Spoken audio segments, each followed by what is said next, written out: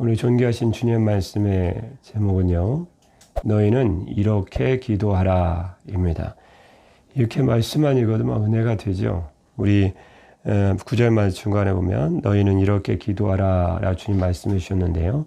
너무나 잘 여러분이 알고 계시는 예배 때마다 거의 끝날 때마다 거의 우리가 기도함으로 마치는 주님께서 가르쳐 주신 주 기도문입니다. 암송하라고 주신 게 아니고요. 암송도 하는 것도 중요하지만 주님이 이렇게 기도하라고 기도의 롤모델을 가르쳐 주셨습니다.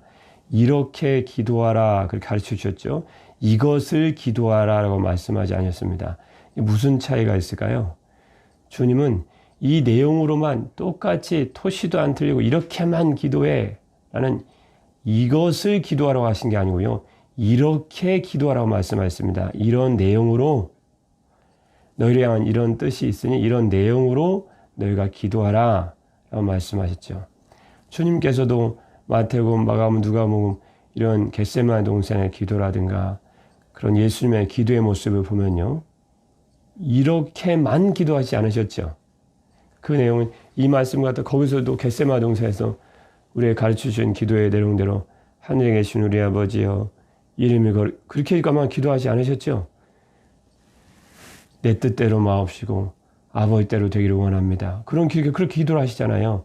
그러니까 이 주기도문은 이렇게만 토시도 하나 틀리지 말고 이렇게만 기도해야 돼. 왓이 아니고요. 이렇게 하우에 이런 방법으로 이런 식으로 이런 내용으로 기도해야 되는 기도의 모델, 본보기를 가르쳐 주셨다는 거죠. 다시 말씀드리면요. 실은 주기도문은 굉장히 중요한 뜻이 우리에게 있습니다. 그게 무슨 뜻이 있을까요?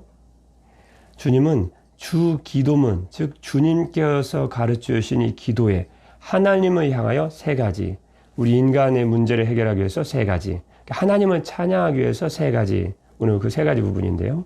또 우리의 문제를 해결하기 위해서 드리는 네 가지, 즉 7개의 문장으로 되어 있는데요. 주님께서 주기도문에 이렇게 기도하라고 우리 주님이 가르쳐 주셨을 때 9절 말씀에요. 주님은 기도의 내용뿐만이 아니고 오늘 말씀에 더 중요한 뜻이 있습니다. 우리를 향하신 주님의 뜻이 담겨져 있습니다. 사람들은, 성도들은 이 주기도문을 암송하시고 기도하실 때 사용하시면서 이렇게 기도하는 분은 참 많아요. 그런데 그 기도 가운데 우리를 향한 뜻이 있다는 것을 발견하지 못하시는 분이 의외로 많은 것 같아요. 오늘 그 말씀에 좀 초점을 맞춰서 이렇게 기도하는 것도 이러한 내용으로 기도하는 것도 중요하지만 첫 번째요. 두 번째 기도 내용을 통해서 우리를 향한 뜻을 발견하고 우리가 어떻게 우리 삶 가운데 행하고 살아가야 될지 내용이 담겨있던 두 번째 내용을 우리가 꼭 기억하시는 시간을 가졌으면 좋겠습니다. 먼저 오늘 본 말씀 주기도문 예수님께서 우리에게 이렇게 기도하라고 말씀하시는 기도의 롤모델 기도의 본보기를 먼저 말씀하잖아요. 먼저 주님은 오늘 마태복음 6장 7절 말씀에 우리 본 말씀의 첫 번째 9절의 말씀을 이렇게 우리에게 시작하시고 있습니다. 우리 이렇게 말씀해 주시고 있죠. 7절입니다. 시작입니다. 또 기도할 때 이방인과 같이 중언부언하지 말라. 그들은 말을 많이 하여야 들으실 줄 생각하느니라. 원래 주기도만만 갖고 얘기해야 돼요. 밤을 새워야 됩니다. 그래서 오늘 말씀은 핵심적인 말씀에 포점 맞춰서요. 즉 기도의 내용, 도대체 무엇이라고 주님이 기도하라고 하셨는지, 기도의 본보기를 기도의 내용의 본보기를 어떻게 가르치셨는지 첫 번째 내용에 초점 가요. 더 중요한 두 번째 내용을 잘 안 살펴보지 않는 내용이기 때문에요. 두 번째는 조금 더 강조했어요. 우리를 향한 주기도문에 담긴 우리를 향한 우리의 삶을 향한 주의 뜻을 발견하고 우리가 그 말씀을 행하는 우리가 되어야 되겠다. 그게 오늘 말씀에 지금 여러 번 강조하지만 두 가지가 우리 오늘 말씀의 초점입니다. 이 주기도문 주님께서 우리에게 기도의 내용을 가르쳐 주시기 이렇게 기도를 가르쳐 주시기 전에요. 주님 먼저 이방인들과 같이 7절 말씀이에요. 기도할 때 이방인과 같이 중언부언하지 말라고 가르쳐 주셨습니다. 이 중언부언하다 말씀은 무슨 말씀일까요? 헛된 말의 반복을 삼가란 말입니다. 이 말씀은 하나님 주의 뜻이 이루어 주옵소서, 주의 뜻이 이루어 주옵소서, 주의 뜻이 이루어 주옵소서 이렇게 기도하지 말라는 내용이 아닙니다. 주님께서 이렇게 말씀하신 이유는 진심 어린 기도가 아니고요. 헛되게 가식에 쌓여서 어떤 말을 계속적으로 반복적으로 헛되게 말을 반복하는 것, 즉 의미 없는 반복을 삼가라, 그 말씀입니다. 이방인들은 우리 열왕의 상수 18장 우리 엘리야와의 갈멜산에서 대적하는 그 이방인들, 이방식 섬기는 헛된 우상 섬기는 그 바알과 아세라 섬기는 사람들이 기억나시죠? 그들 하루 종일 기도하는데 뭔 말을 하는지 모르게 소리를 지르면서 몸을 상하면서 헛된 말에 반복을 하는 거예요. 이방인들은 이렇게 헛된 말에 반복해서 장시간 기도하면 신이 자기가 떼써서 얻으려고 하는 그걸 준다고 생각했거든요. 그러니까 주님이 7절 말씀에서 또 기도할 때 이방인과 같이 중언부언하지 말라. 그들은 말을 많이 하여야 들을 줄 생각하니라 라는 말씀은요. 한마디라 하더라도 기도의 목적과 분명히 하나님께서 아뢰고 싶은 그런 기도의 내용을 가지고 너는 기도하라. 한마디라 하더라도 진심 어린, 진심이 담긴, 마음이 담긴 의미 없는 말이 아닌 그런 말을 하라고 주님 말씀해 주셨습니다. 그래서 마태복음, 마가복음, 누가복음 말씀에 보면 예수님이 겟세마네 동산하셨을 때 제자들이 잡는데도 불구하고 3번을 주님께 나아가셔서 돌 던질 만큼 제자들과 거리에 뛰어서 주님이 기도하시죠. 그때 놀랍게도 성경의 기록에 보면요, 마태복음이랑 이런 말씀 보면요, 같은 말씀을 계속 반복적으로 하십니다. 이런 진심 어린 기도라면 한마디를 하더라도 만마디, 100마디, 1000마디라도 아무 주님께서 책망 듣지 않습니다. 주님께 오히려 칭찬하시는 거예요. 그 마음에 진심 어린 마음이 있기 때문에 주님의 영광을 위하여 주옵소서. 주님의 영광을 나타내어 주옵소서. 주님을 위하여 일하여 주옵소서. 이게 어떻게 헛된 말이냐는 거예요. 진심 어린 마음이 담겼는데. 그런데 시간만 끌려고 장시간에 기도 의미도 없이 자기도 무슨 말이 하는지 모르면서 기도의 목적도 없이 기도에 담긴 하나님의 뜻도 없이 뜻의 말씀, 하나님의 뜻의 말씀도 없이 무분명하게 반복하는 건 이방인들이 꼭 때를 써서 자기가 섬긴 헛된 우상에게 무엇을 얻으려고 하는 이방인의 기도 같다. 그래서 7절 말씀에도요. 7절 말씀에 방금 보았던 것처럼요. 기도할 때 이방인과 같이 중언부언하지 말라. 그들은 말을 많이 하여야 들을 줄 생각하느니라. 열왕의 상세 바알과 아세라라는 헛된 우상을 섬기는 그 이방신의 제사장들 생각하시면 딱 맞겠습니다. 우리는 진심 어린 기도 한마디를 한다면 주님의 그 기도를 들어 응답하신다. 마음에 담긴 기도, 그것이 중요하다라는 말씀입니다. 그리고 주님께서 8절 말씀은 잠시 내가 다시 읽을 거기 때문에 잠깐 넘어가겠습니다. 그리고 9절 말씀이요. 드디어 오늘 말씀의 핵심 주제의 내용인 너희는 이렇게 기도하라 라 기도의 내용을 가르쳐 주셨습니다. 여기까지가 되시죠? 이제 우리가 기억해야 될, 우리가 실제 닮아야 될, 우리가 해야 될 주기도문의 구체적인 내용과 그리고 그 기도 내용에서 제가 여러 번 강조하고 여러 번 반복하고 말씀드리지만요. 중요하다는 뜻이죠. 그 주기도문에 담긴 우리에 향한 뜻을 발견하는 귀한 시간이 되어야 되겠다라는 말씀입니다. 먼저 주기도문의 첫 번째 기도 내용 무엇일까요? 이름을 불러야 되죠. 어떻게 이름을 불러야 될까요? 9절 말씀 중간에니까 너희는 이렇게 기도하라. 하늘에 계신 우리 아버지요. 이 말씀을 왜 하실까요? 여러분 주님의 이름을 안 부르시나요? 이 말씀은 이야기의 배경이 있습니다. 주님을 믿지 않은 이방인들은요. 꼭 열왕의 상세 18장에 이방지 섬기는 제사장, 이방지 헛된 제사장들처럼요. 주님 믿지 않은 이방인들은 어느 신이 자기 기도를 들어줄지 몰라서 예전에 과거는요. 약 300개나 되는 신의 이름을 불러가며 기도했다고 합니다. 이거 웃어야 될지 울어야 될지 그냥 웃음 헛웃음만 나옵니다. 깔깔깔 웃음 나옵니다. 누가 신의 이름을 부를지 몰라고 자기가 어떤 신 섬기는 정확히 모르니까 그냥 신의 이름, 헛된 신의 이름을 약 300개나 이름을 불렀대요. 기도할 때. 그러니까 자기 기도를 할 때 누가 들어주는지 분명하지 않으니까 아무 이름을 갖다 대는 거예요. 그냥 누가 하나 걸려서 듣겠지 뭐. 그러면서 막 약 300개나 되는 신의 이름을 불러가며 기도를 어처구니 없는 행동을 했다고 합니다. 실제로 그렇게 했다고 전해지는데요. 그래서 우리 주님은 먼저 우리 기도를 할 때요. 우리 기도의 방향과 대상을 분명하게 해야 된다는 것입니다. 여러분 믿으시죠? 누구를 믿으시죠? 무엇을 믿죠? 우리 주님이 우리가 어떻게 해야 된다고 믿으시죠? 믿는다는 건 중요하지만 믿음의 대상이 누군가, 기도하는 것도 중요하지만 기도의 대상이 누구를 향해서 하는가? 방향이 어딘가? 기도의 대상이 무엇인가? 기도의 방향과 대상을 분명하면서 시작하라는 거예요. 기도하죠. 누구를 불러서 누구를 향해서 기도하십니까?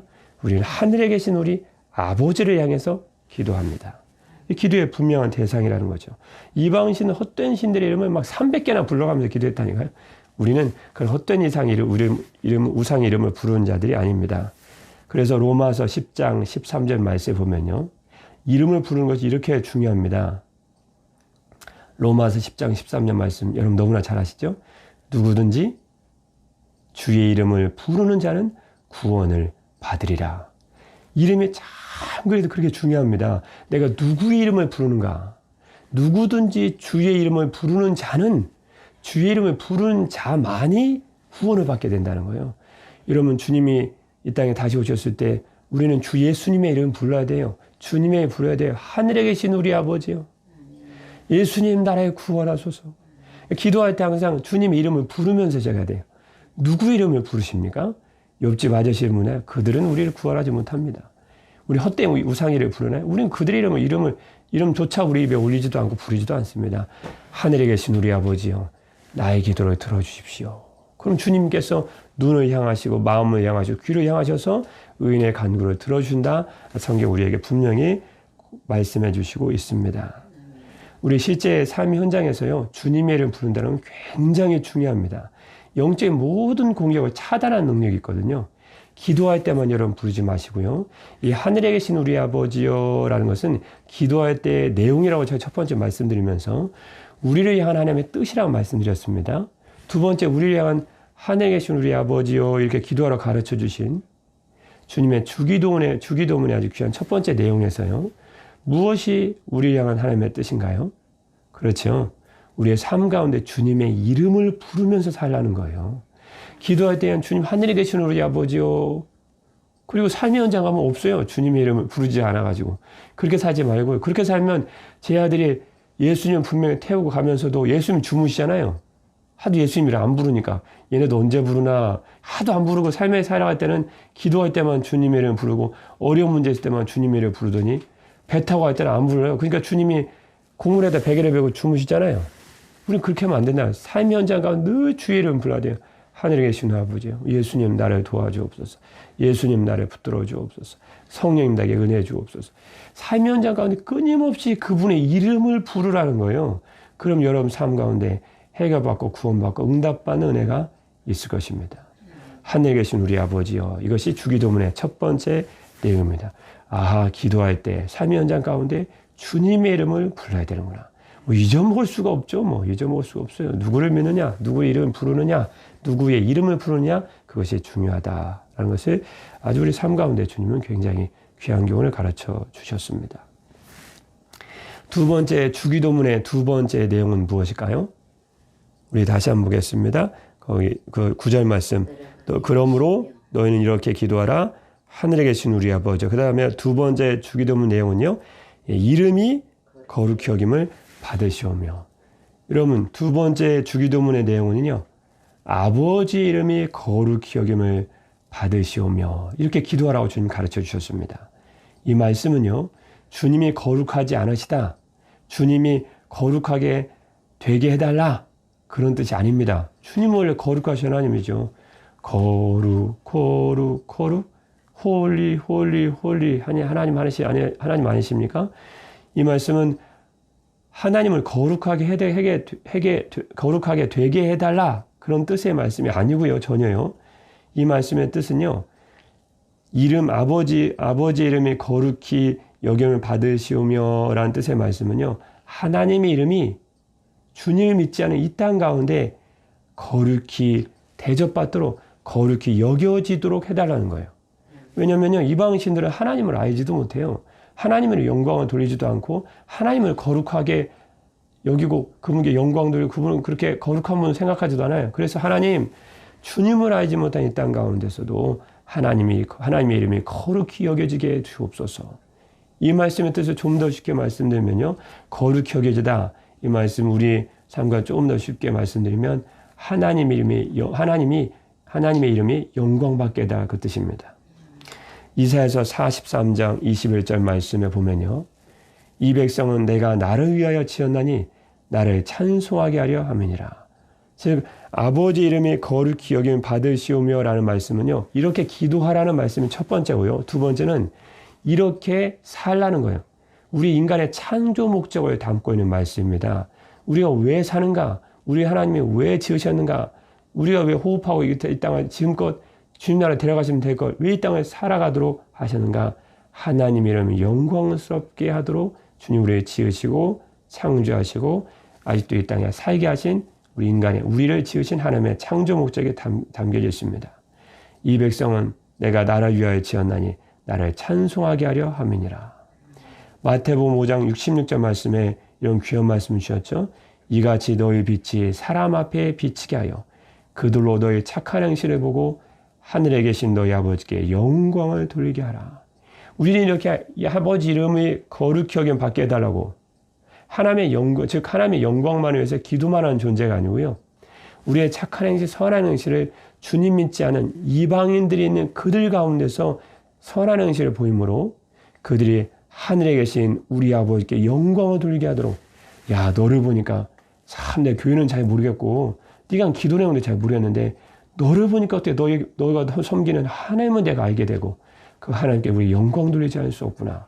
참 네가 믿는 하나님 정말 최고인 것 같아. 멋진 것 같아. 이렇게 세상 사람들이 말하도록 하라는 거예요. 기도만 하지 마시고 삶을 살아가라는 뜻입니다. 하늘에 계신 우리 아버지요. 아버지 이름이 이 땅 가운데 거룩히 여김 받게 해주십시오. 그리고 우리의 선한 행실대로 하나님 말씀에 순종하는 예배자의 삶을 통해 세상 사람들 딱 보고 아 네가 믿는 하나님 정말 멋지다. 어떻게 너는 너 같은 사람이 그렇게 멋진 삶을 살 수 있고 그렇게 하나님의 영광 나타나는 삶을 살 수 있는지 나도 네가 믿는 하나님께 영광 드리고 네가 믿는 하나님 나도 믿어야 되겠다. 그게 바로 우리의 선한 행실을 통해서 하나님의 이름을 영광스럽게 하도록 하나님이 영광받게 하는 우리 인생의 삶인 줄 믿습니다. 그것이 아버지 이름을 거룩히 여김을 받게 해달라는 우리의 기도고 우리의 삶이 되어야 된다.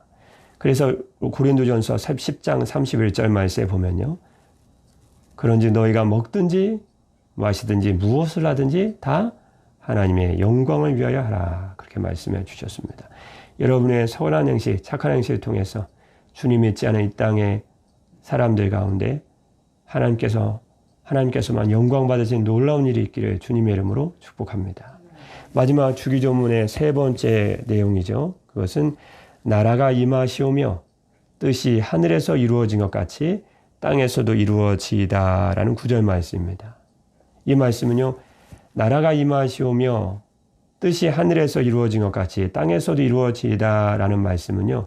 누가복음 동행 구절 같은 내용이 있는 같은 주기도문을 가르쳐 주신 같은 주기도문의 내용이 있는 누가복음 11장 2절 말씀은 이 긴 구절을 한마디로 이렇게 딱 말씀하셨습니다. 예수께서 이르시되 누가복음 11장 2절 말씀입니다. 너는 기도할 때 이렇게 하라. 똑같은 내용입니다. 그런데 한 말씀 한 구절로 더 줄여놨습니다. 신의 앞부분만 말씀해 주셨죠.